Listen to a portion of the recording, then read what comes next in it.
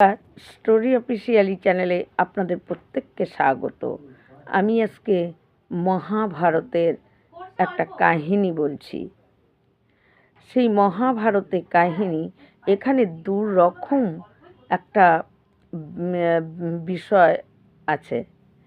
একবার দ্রৌপদী উত্তরাকে বলেছিল যে, উত্তরা, জীবনে যদি কোনো সময় বিপদ আসে, সেই বিপদে তুমি কারো উপর ভরসা করবে না। এটা আমার জীবনের উপলব্ধি থেকে তোমাকে বলছি, আর তুমি আমার এই কথাটা মেনো। আর উত্তরার জীবনে যখন বিপদ এসেছিল, উত্তরা এই দ্রৌপদীর এই কথাটাকে তিনি স্মরণে রেখেছিলেন। এবার গান্ধারীর 100 পুত্রের মধ্যে যে বিকর্ণ যে পুত্র ছিল, 100 পুত্রের মধ্যে একজন পুত্র ছিল, তার নাম ছিল বিকর্ণ। দ্রৌপদীর ওই অসহায় অবস্থার সময় একমাত্র তিনি প্রতিবাদ করেছিলেন। ওই গান্ধারীর 100 পুত্রের মধ্যে ওই বিকর্ণ পুত্র তিনি খালি এই প্রতিবাদ করেছিলেন। যদিও তার প্রতিবাদ কেউ কর্ণপাত করেনি, কিন্তু তবুও সে প্রতিবাদ করেছিল।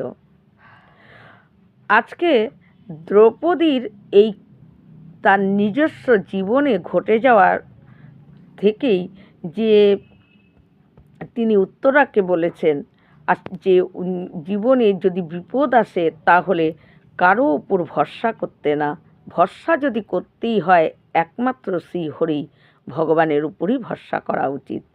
তিনিই সেখান বিপদ থেকে রক্ষা করতে পারেন, তাছাড়া আর কারো উপর ভরসা করে সে বিপদ থেকে রক্ষা করতে পারে না।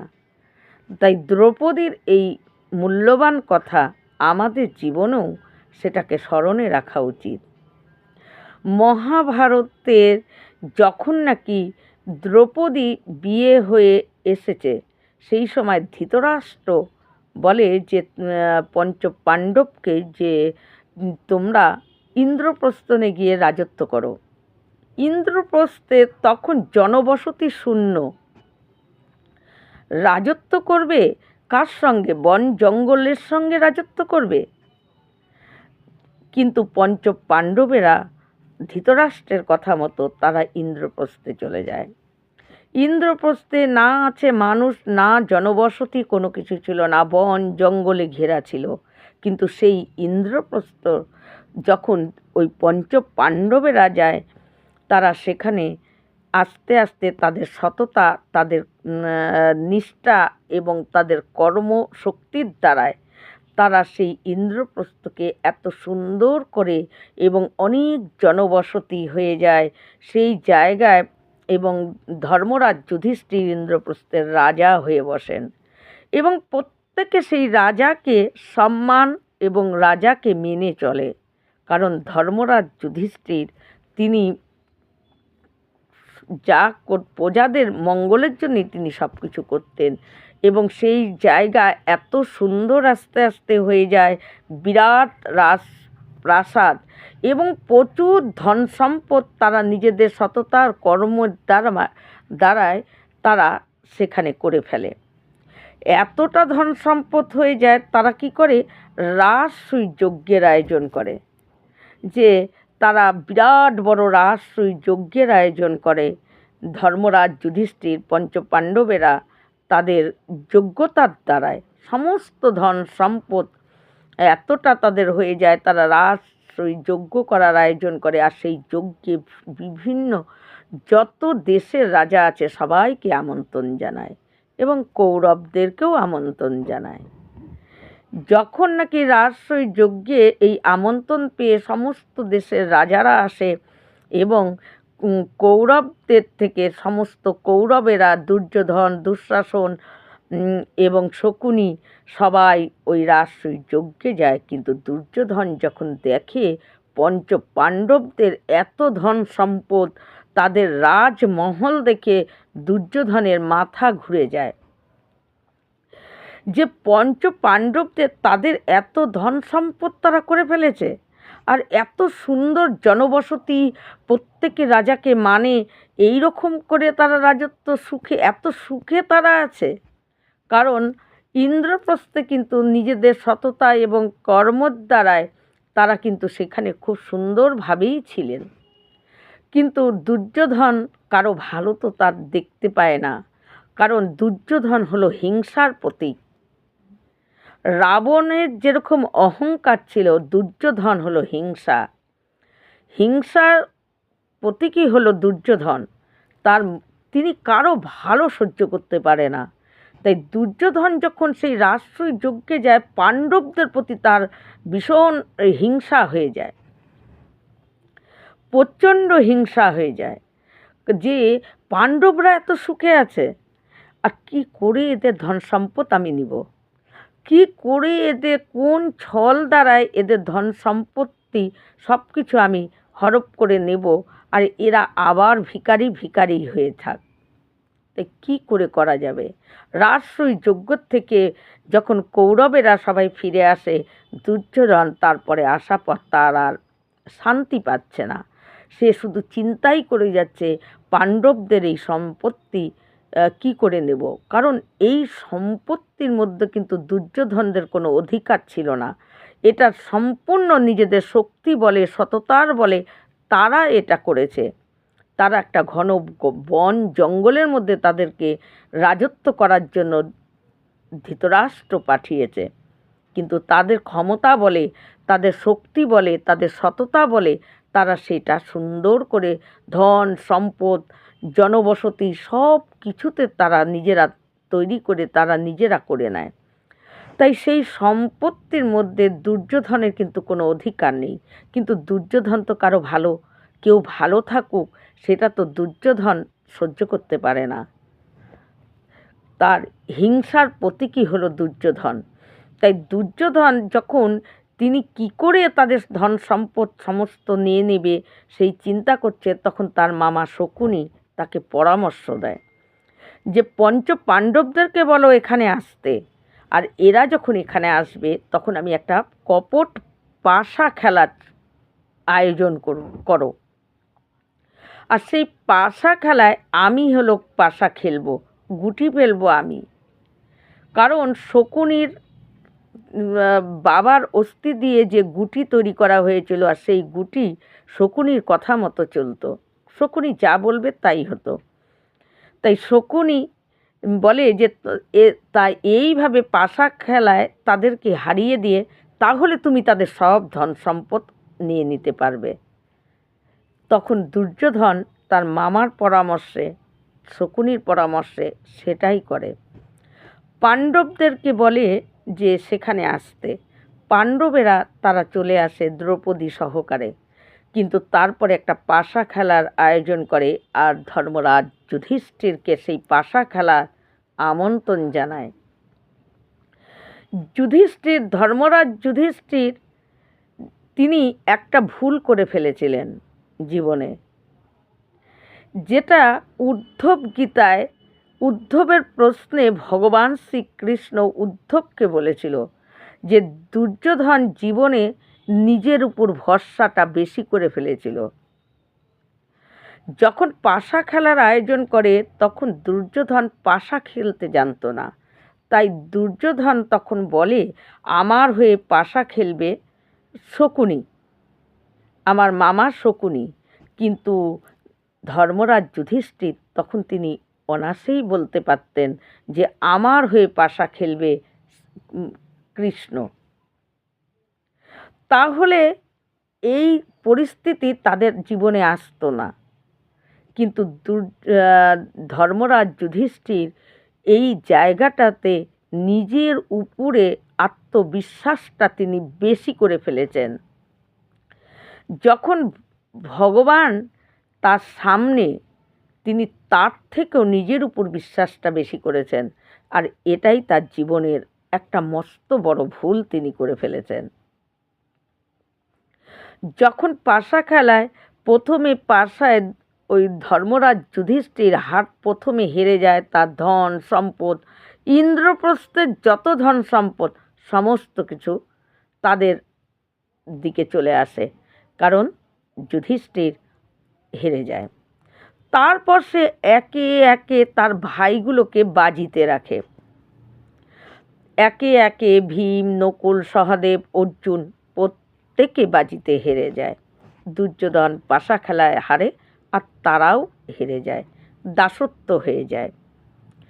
দুর্যোধন তখন তার কাছে আর কোনো কিছু নেই, না আছে সম্পদ, না আছে ভাই, তখন সে নিজে আছে, তাই তিনি নিজেকেই বাজিতে রাখে। আর তখন ওই শকুনি তিনি পাশার চালে ধর্মরাজ যুধিষ্ঠিরকেও হারিয়ে দেয়। যুধিষ্ঠির নিজেও দাসত্ব হয়ে যায় দুর্যোধনের। তখন যুধিষ্ঠির কী করে, দ্রৌপদীকে তিনি বাজি লাগায়। আর দ্রৌপদীকে যখন ওই শকুনির চালে দ্রৌপদীও যখন হেরে যায়, দ্রৌপদীও বাজিতে যখন হেরে যায়, তখন দ্রৌপদী তাদের দাসী হয়ে যায়। তারা যা ইচ্ছা তাই করতে পারবে দ্রৌপদীর সঙ্গে, তারা সেটাই মনে করে নেয়, কারণ দ্রৌপদীকেও হেরে গেছে ধর্মরাজ যুধিষ্ঠির। কিন্তু তখন দ্রৌপদীকে যখন দুর্যোধন যখন দুঃশাসন তার ভাইকে বলে দ্রৌপদীকে আনতে, দ্রৌপদী আসতে অস্বীকার করে। কিন্তু দ্রৌপদী চুল টেনে তাকে চুল ধরে টানতে টানতে এবং টেনে হেসড়ে তাকে রাজসভায় নিয়ে আসে। কিন্তু যখন দুর্যোধন দুঃশাসনকে আদেশ করে যে এর গায়ের সমস্ত বস্ত্র খুলে ফেলো, আর খুলে ফেলে তা আমার উরুতে এনে তাকে বসাও, কিন্তু সেই সময় এই যে গান্ধারীর 100 পুত্র, সেই 100 পুত্র মধ্যে একজন এর প্রতিবাদ করেছিল। কিন্তু সেই সবাই ভীষ্ম, দ্রোণাচার্য, কৃপাচার্য প্রত্যেকে বড় বড় গুণী মানুষেরা ছিল, কিন্তু তাদের মুখে কোনো কথা ছিল না, তারা মুখে কুলু পেতে চুপ করেছিল, কেউ কোনো প্রতিবাদ করেনি। কিন্তু এই রকম তাদের চোখের সামনে যখন নাকি এমনকি কর্ণ, যে কুন্তির সন্তান হয়েও, এবং সে কর্ণ তার দুর্যোধনের হয়েই তিনি কথা বলছিলেন এবং তিনিও প্রতিবাদ করেননি। ধৃতরাষ্ট্র, ভীষ্ম, কৃপাচার্য, দ্রোণাচার্য তারা কেউ, সবার মুখ বন্ধ, কেউ কোনো প্রতিবাদ করেনি। কিন্তু তার মধ্যে বিকর্ণ তখন প্রতিবাদ করে। তিনি বলেন যে একজন যে নাকি নিজেকেই বাজিতে হেরে গেছে, সে কি করে তার স্ত্রীকে বাজিতে রাখতে পারে। আর দুর্যোধনকে বলে যে একজন মানে গৃহবধূকে, যে নাকি আমাদেরই বাড়ির বউ, তাকে এই রকম রাজসভায় নিয়ে অপমান করা, এটা করা উচিত না। কিন্তু দুর্যোধন তার কথা কর্ণপাতই করেনি, কিন্তু প্রতিবাদ তাও তিনি করেছিল। যে নাকি নিজেকে হেরে গেছে, সে কি করে তার স্ত্রীকে বাজিতে লাগাতে পারে। আর দ্রৌপদী, সে তো শুধু ধর্মরাজ যুধিষ্ঠির স্ত্রী না, তাই তিনি কেমন করে তা ওই দ্রৌপদীকে বাজিতে লাগালেন।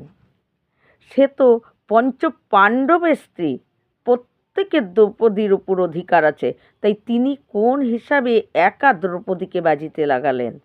এটাও তো তার উচিত না, এটাও তার অপরাধ।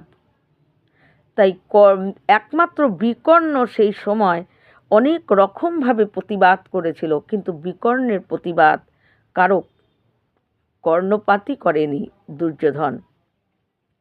কিন্তু দ্রৌপদী যখন বলে যে আমি সেই অসহায় অবস্থা যখন আমার, তখন আমি প্রথমে পিতামহ ভীষ্ম, ধৃতরাষ্ট্র, কৃপাচার্য, দ্রোণাচার্য, আমি এদের উপর ভরসা করেছিলাম, এদেরকে জোরহাত করে চিৎকার করে বলছিলাম যে আপনারা কিছু বলুন, এই অন্যায় হতে দিয়েন না। কিন্তু তারা দেখি মাথা নিচু করে চুপ করে গেল, কেউ কোনো কথা বলেনি। তারপর আমি এই মহাশক্তিবান ভীম, যে বলশালী ভীম, তার উপরে আমি ভরসা করেছিলাম, দেখি সেও মাথা নিচু করে নিল। ধনুকধর গান্ডীবধর অর্জুন, আমি তার উপর ভরসা করলাম, সেও দেখি মাথা নিচু করে নিল। তারপর নকুল, সহদেব এবং ধর্মরাজ যুধিষ্ঠির, সেও দেখি যখন মাথা নিচু করে নিল, তখন আমি বুঝতে পারলাম যে সাহায্য করার জন্য বিপদের সময় একমাত্র ভগবান। তখন আমি গোবিন্দকে ডাকতে শুরু করলাম, আর তিনি আমাকে সেখান থেকে রক্ষা করলেন। তাই বিপদ যদি আসে, তাহলে উত্তরাকে বলে যে উত্তরা, যদি বিপদ আসে তাহলে কোনো সময় কারো উপর ভরসা করবে না, তুমি গোবিন্দর উপরে, কৃষ্ণের উপরে, তাকেই তুমি স্মরণ করবে, যদি রক্ষা তিনি একমাত্র করতে পারে। যে এত মূল্যবান কথাটা আমাদের জীবনেও ধারণ করে নেওয়া আমাদের প্রত্যেকেরই উচিত, যে আমাদের জীবনেও যদি কোনো সময় বিপদ, কোনো সংকট এসে উপস্থিত হয়, তাহলে ওর কাছে যতই তুমি সাহায্য চাও, যতই তুমি সেই বিপদ থেকে মুক্তি চাও, কিন্তু তুমি যদি ভগবানের শরণ নাও, ভগবান তোমাকে সেই বিপদ থেকে উদ্ধার করবে। তাই উত্তরাকে যখন দ্রৌপদী এই কথা বলে, এবং উত্তরা তখন এই কথাটাকে স্মরণে রেখেছিল, যখন ওই অশ্বত্থামা উত্তরার গর্ভ লক্ষ্য করে, উত্তরার হলো অভিমন্যুর স্ত্রী, আর অভিমন্যুর মৃত্যু হয়ে গেছে, কিন্তু উত্তরা তখন গর্ভবতী ছিল, এবং উত্তরার গর্ভেই ছিল এই পরীক্ষিত, যে নাকি সুখদেব, যাকে নাকি এই শ্রীমদ্ ভাগবত শুনেছিল, যার নাকি 7 দিনের মৃত্যু হবে, এই অভিশাপ লেগেছিল। তাই পরীক্ষিত তখন গর্ভে, কিন্তু অশ্বত্থামা মনে মনে ভাবে, অশ্বত্থামাকে যখন ধরে ফেলে, অশ্বত্থামা যে দ্রৌপদীর পঞ্চপুত্রের যখন গলা কেটে আগের দিন রাতে নিয়ে যায়, এবং যখন অর্জুন অশ্বত্থামাকে ধরে ফেলে, তখন অশ্বত্থামাকে যখন দ্রৌপদীর কাগতি মিনতিতে গুরুপুত্র বলে তাকে ছেড়ে দিতে বলে, কিন্তু তারপরেও সে এতটাই নির্লজ্জ যে অশ্বত্থামা তখন কি করে, যেতে যেতেও একটা ব্রহ্মাস্ত্র উত্তরার গর্ভ হিসাবে লক্ষ্য করে তিনি মারেন। আর উত্তরা যখন দেখে ব্রহ্ম অস্ত্র তার গর্ভকে নষ্ট করার জন্য আসছে, আর ওই উত্তরার গর্ভের, সেটাই হলো পাণ্ডবদের, এই পরবর্তী এই কৌরব পাণ্ডবদের বংশের একজন বাতি দেওয়ার জন্য একজন রাজ সিংহাসনের উত্তর অধিকারী ছাড়া আর কেউ ছিল না, ওই পরীক্ষিত ছাড়া। তাই অশ্বত্থামা মনে করে, যদি আমি গর্ভ নষ্ট করে দিতে পারি, তাহলে এদেরকে আর পরবর্তী রাজা হওয়ার মতন কেউ থাকবে না। তাই উত্তরার গর্ভ লক্ষ্য করে তিনি ব্রহ্মাস্ত্র মারেন। আর ব্রহ্মাস্ত্র যখনই উত্তরা দেখে তার গর্ভকে নষ্ট করার জন্য আসছে, তখন উত্তরা দ্রৌপদীর এই কথাটা তার স্মরণ হয়, যে এই রকম বিপদের সময় কারো উপর, সেখানে দাঁড়িয়েছিল অর্জুন, মহাশক্তিশালী ভীম, নকুল, সহদেব, ধর্মরাজ যুধিষ্ঠির এবং ভগবান শ্রীকৃষ্ণ, তিনিও ছিলেন। কিন্তু উত্তরা সবাই থাকা সত্ত্বেও, কেউ গান্ডীবধারী, কেউ গদার শ্রেষ্ঠ যোদ্ধা, কিন্তু সব কিছু থাকা পরও কেউ ধর্মনিষ্ঠা, কিন্তু ওই উত্তরা যখন দেখে যে তার গর্ভের দিকে লক্ষ্য করে ব্রহ্মাস্ত্র আসছে, তার গর্ভকে নষ্ট করার জন্য, গর্ভের শিশুকে মারার জন্য, তখন উত্তরা দৌড়ে গিয়ে রক্ষা করো বলে চিৎকার করে ভগবান শ্রীকৃষ্ণের কাছে শরণ নেয়। আর ভগবান শ্রীকৃষ্ণ এতটুকু সময় নষ্ট না করে একটা সূক্ষ্ম শরীর ধরে উত্তরার মুখ দিয়ে তার গর্ভে প্রবেশ করে। গর্ভে প্রবেশ করে শ্রীমদ্ ভাগবতে আছে যে ভগবান গর্ভে এত জোরে তার গদাটাকে ঘুরিয়েছে, সেই গদাটাকে দেখে মনে হচ্ছিল যেন চক্র ঘুরছে। সেই গদাটাকে এত জোরে ঘুরিয়েছে ব্রহ্ম অস্ত্রকে প্রতিকার করার জন্য, সেটাকে নষ্ট করার জন্য। তাই ওই অশ্বত্থামার ব্রহ্মাস্ত্রটা যাতে উত্তরার গর্ভে শিশুকে নষ্ট না করে, তাই তিনি গর্ভে ঢুকে এত জোরে গদা ঘুরাচ্ছিলেন, মনে হচ্ছিল যেন সুদর্শন চক্র নিয়ে তিনি দাঁড়িয়ে আছেন। আর এইভাবে উত্তরার গর্ভকে ভগবান রক্ষা করে। আর দ্রৌপদীর এই কথাটাকে স্মরণ করেই তিনি বড় বড় মহাযোদ্ধারা দাঁড়িয়েছিল, সবাই দাঁড়িয়েছিল, ভীম, নকুল, সহদেব, ধর্মরাজ, যুধিষ্ঠির, কিন্তু তিনি কারো উপর ভরসা করেনি, তিনি দ্রৌপদীর কথা মেনে। কারণ দ্রৌপদীর জীবনে যেটা ঘটে গেছে, দ্রৌপদী সেটাই উত্তরাকে বলেছে। দ্রৌপদীও প্রথমে এদের উপর ভরসা করার জন্য দ্রৌপদী অনেকটা দেরি করে ফেলেছে। তাই একে একে এতজনের কাছে ভরসা করে যখন দেখছে কেউ, সবাই মাথা নিচু করে ফেলে, কারো কিছু ক্ষমতা নেই কিছু করার, তখন দ্রৌপদী ভগবানকে স্মরণ করেছে, আর ভগবান তাকে, শ্রীকৃষ্ণ তাকে রক্ষা করেছে।